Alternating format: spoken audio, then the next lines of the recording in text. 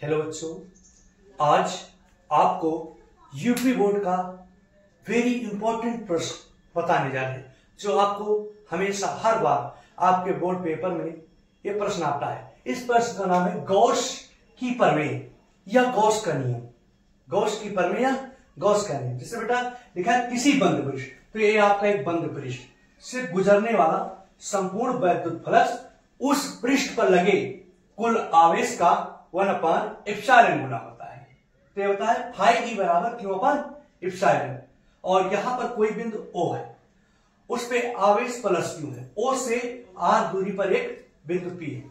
dA से होता है बेटा सूक्ष्म भाग, सूक्ष्म भाग का क्षेत्रफल, सूक्ष्म भाग का पृष्ठीय क्षेत्र, तो जिसे बेटा लिखते हैं सूक्ष्म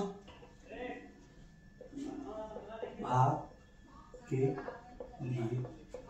वैद्युत फ्लक्स, यहां लिखते हैं बेटा d∅e बराबर, ये होता है E इंटू डीए बेटा। अब देखिए बेटा, जब कभी भी हम वेक्टर को हटाते हैं तो इस वेक्टर को हटाने के बाद ई डी, जब वेक्टर हटाते हैं तो यहां पर बेटा कोण बनता है। कोण कैसा बनता है? cos theta. कैसा बनता है? cos theta. अब ई होता है आपका वैद्युत क्षेत्र की तीव्रता 1/4πε0 Q/r²।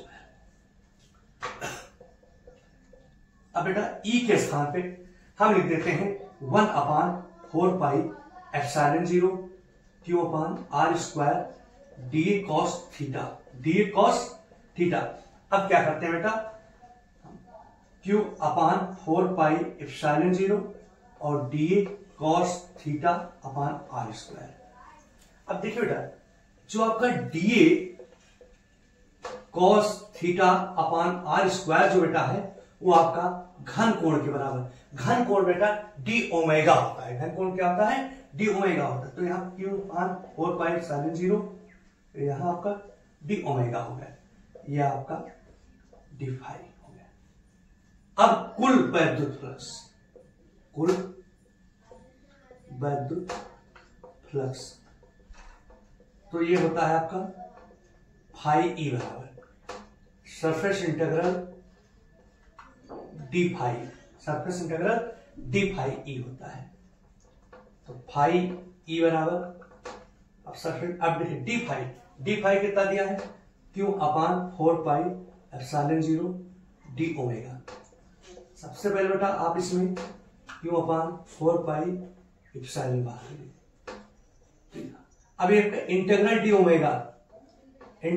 ओमेगा जो है वो 4π के बराबर है।